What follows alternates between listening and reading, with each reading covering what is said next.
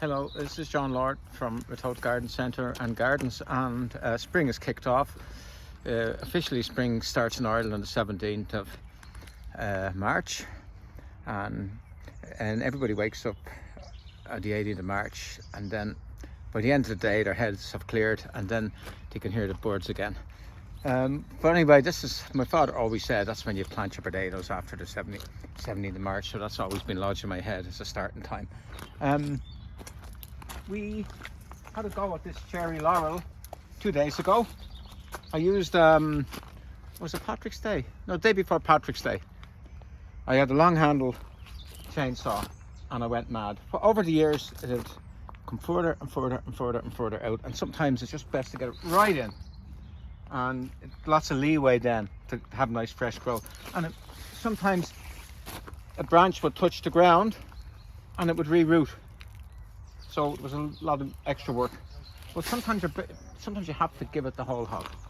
Now with the chainsaw, some of the cuts are rough, but it doesn't do the plant any harm. Now as we're here, what have we got here? This is called Danae racemosa, and it looks like an ordinary evergreen shrub, but actually it's not, because it's a member of the asparagus family and it's beloved by flower arrangers for some reason. I don't know why, but they love it. It's hard enough to get, and you plant it, it'll grow in a shady spot. So it's a nice sort of background plant, Danae racemosa. And some other plant, it's funny, when I was doing that job there, you notice stuff again. Look how good this is. This is just how amazing old and sort of gnarled looking. It's one of the southern beaches, Nothofagus, Antarctica. Though it's kind of a bit of fake news because it wouldn't survive in Antarctica, but Antarctica, southern hemisphere. And what we need to do with it, because I just take it for granted, just now I look, we need to take all these bits off. Any branches that are intruding into the yew hedge. So it's to stop the yew hedge going bare, so we remove all them. And I think the likes of this wants to go, and to show off the trunk a bit better, want to do a little sort of, it's kind of like a giant bonsai. Nothofagus Antarctica. We'll do it properly later on. Oh yes.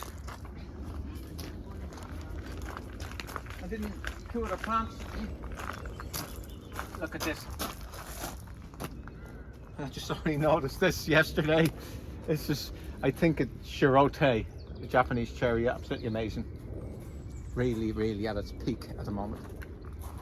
And finally, something else.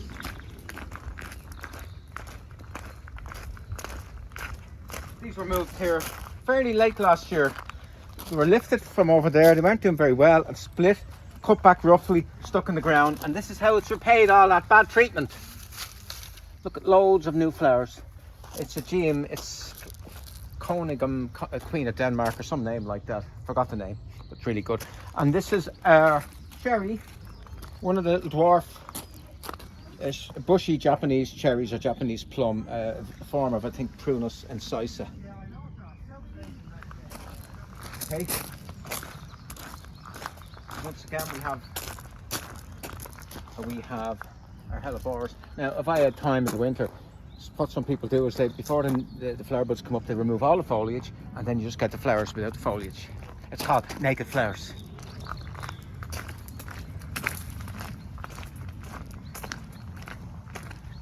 And that's cherry. That's the lazy cherry Shirotae. No, that's Shirofugen, I think. That's the last of all the cherries to flower. Now we have to do work. There's Nothofagus again. It's beautiful.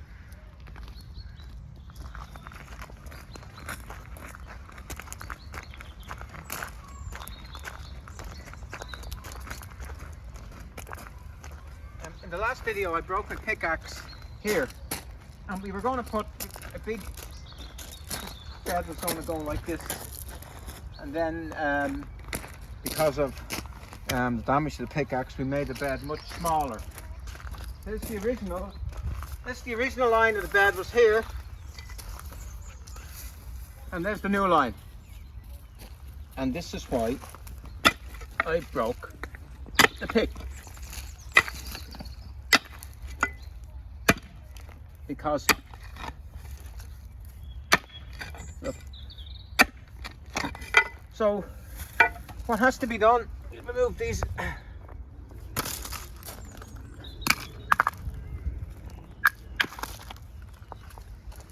particularly at the weekend with children.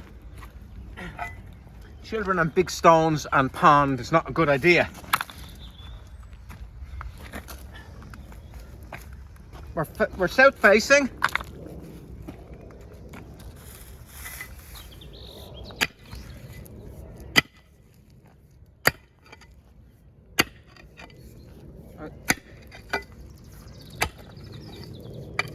South facing here, so we're going to, it's a good spot when we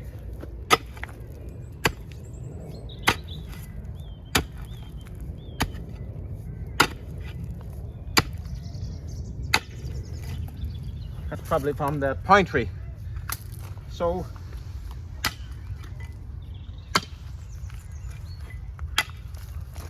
take a bit of time. But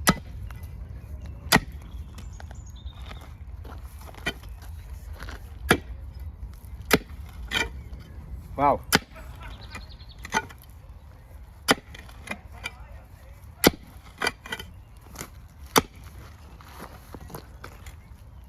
Bloody hell. So what we're going to do, I won't do it now. I don't want to break the second pick. We're going to go through all of this. Pick all the stones out. Maybe put in a little bit of organic matter, compost, and we mix it with the mineral soil, and that's it. And then we'll plant. No, we'll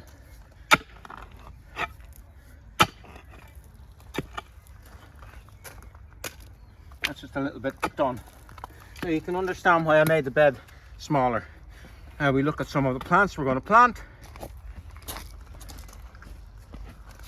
We're going to plant penstemons. That's quite better. We don't know whether we'll plant that one, but we're going to plant a few penstemons because they need a full sun, and they did very well here. They planted last year. They're actually almost sub-shrubby. What they like, they're evergreen. What they like is sunny, dry position, and they will flower. They start flowering in about July, and a bit of deadheading, and they'll flower right till the frost. So they're really good. They don't run at the root because they're more like a shrub.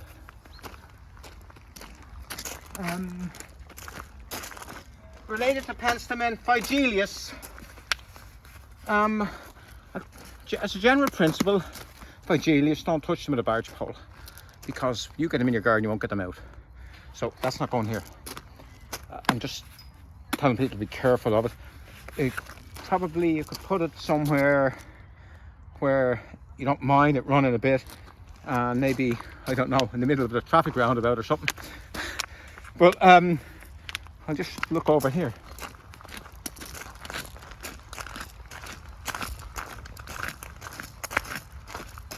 There's Phygelius growing.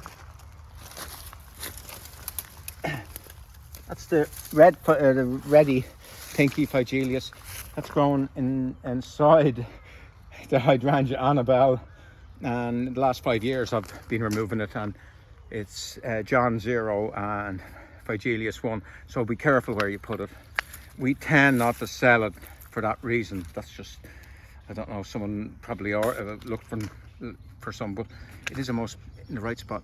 They are beautiful, but be wary.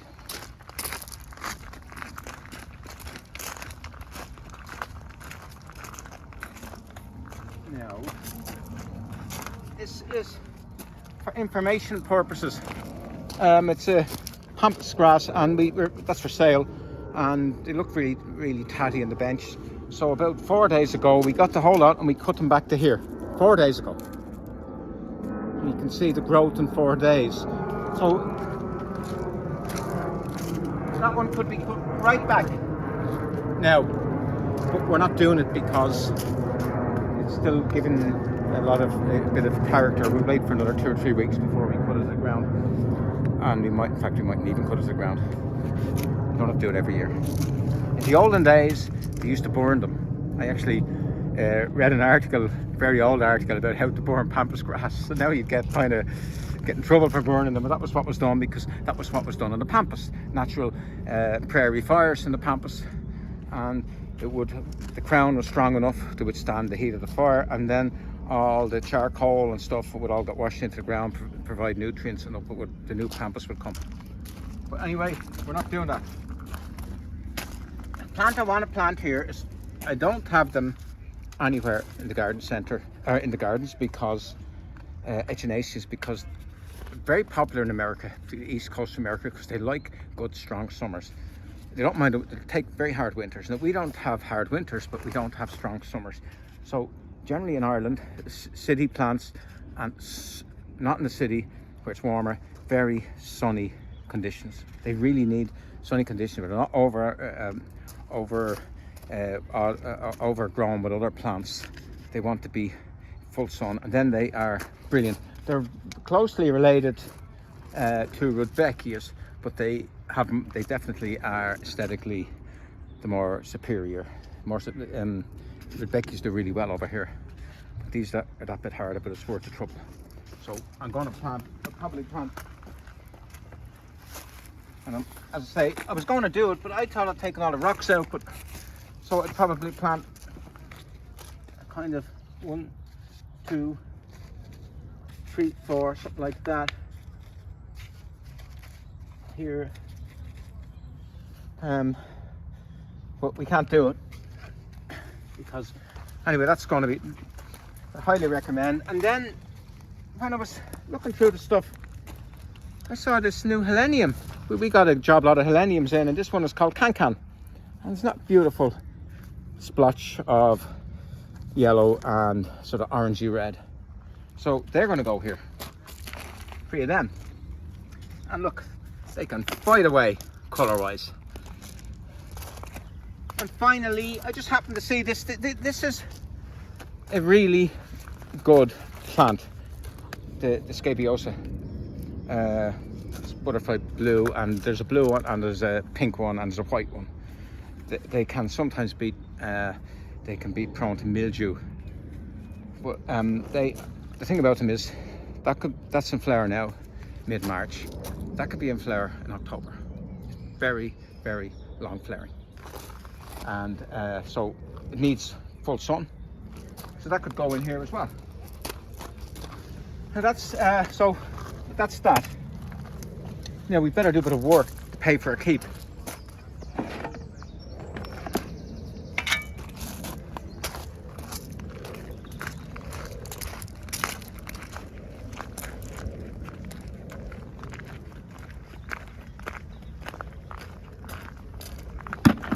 And look at the weeds we have here.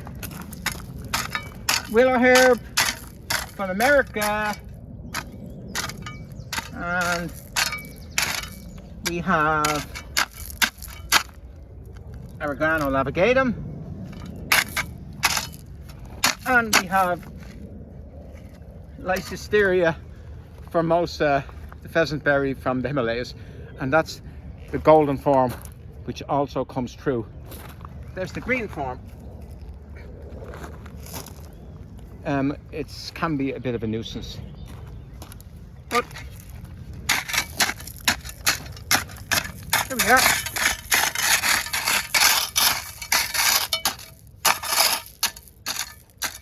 And if you're weeding gravel, there's another weed. A bit of cress. I saw something else. An area. That's that. We have 9 bark here, Physocarpus. We have holly, and we have another 9 bark. And this rose, I planted it last year and it did very little. It was very disappointing.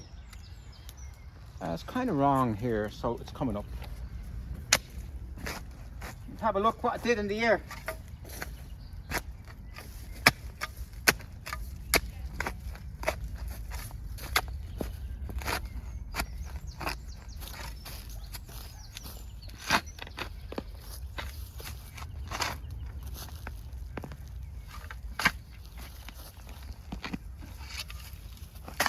It's a David Austin rose. It's got a lovely English name. It's called Tottering-By-Gently. And it has not come up gently. It has that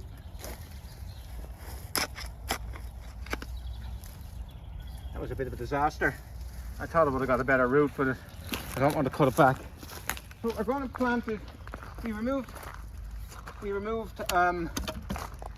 bamboo all along here, and was just getting out of hand. So this is going to be put here to stop the kids. The rose, and it'll stop them tottering gently by into the border.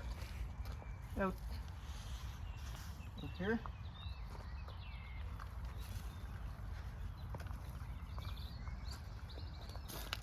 1, 2, 3, 4.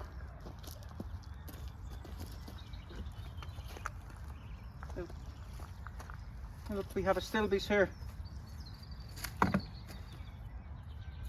Do we take up on a stilby?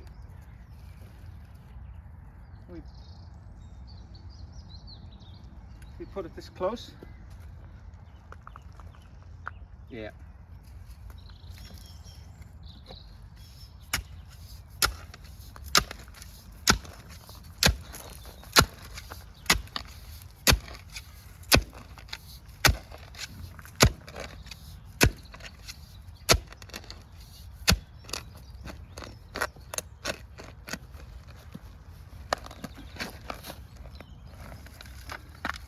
Now, here we go.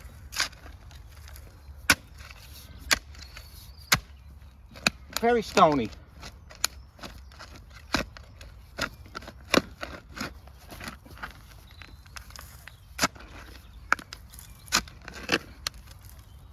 Ah yes, we hit the original soil.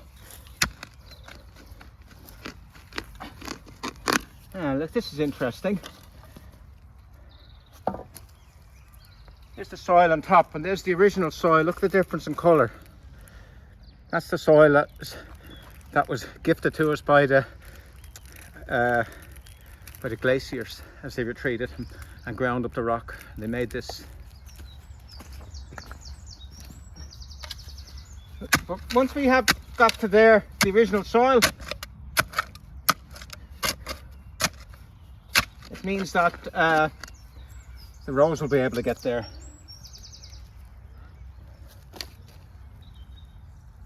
No, and it has to be planted to about there. That's the one plant that you have to get way down.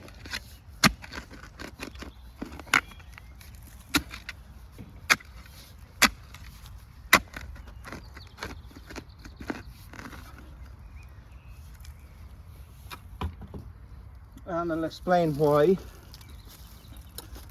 That's from there down, that's a different plant. That's the rootstock.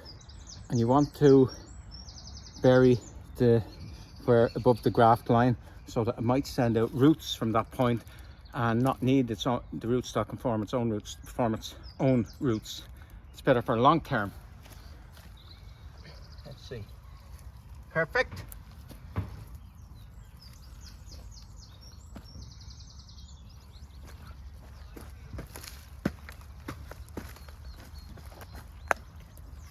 Did we go down far enough? Yeah, we did. Now the ground is very tacky. That's what someone said to me. Do you know what? Your jokes and the ground around here have something in common. And I said, what? Tacky. That's a tacky joke.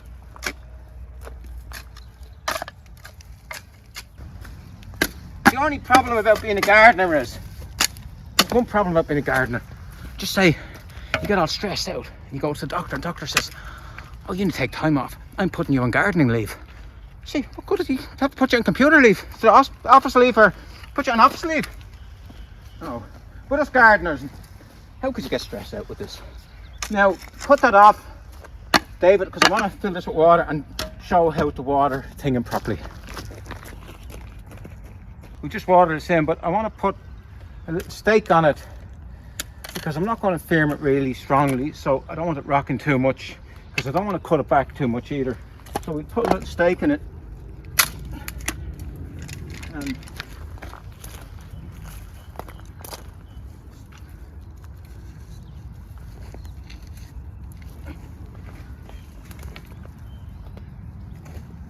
I'll tie that on later on just to tie it, just to stop it rocking.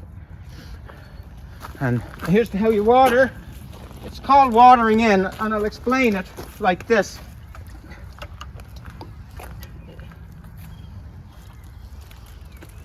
There's your soil, and you see them. See, all what happens is all the little bits, when you water really well, all the little bits of earth and everything gets stuck onto the roots or sucks onto the roots, and all the air pockets disappear. So you overload it with water and you keep putting water on until it goes away too fast, then you stop for a second and you do it again.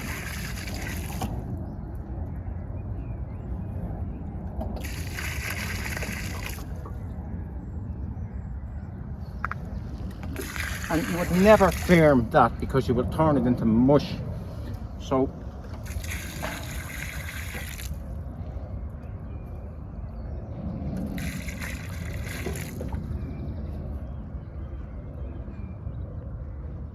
and it wouldn't even matter if it was lashing rain when you put your plant down, you would still do this.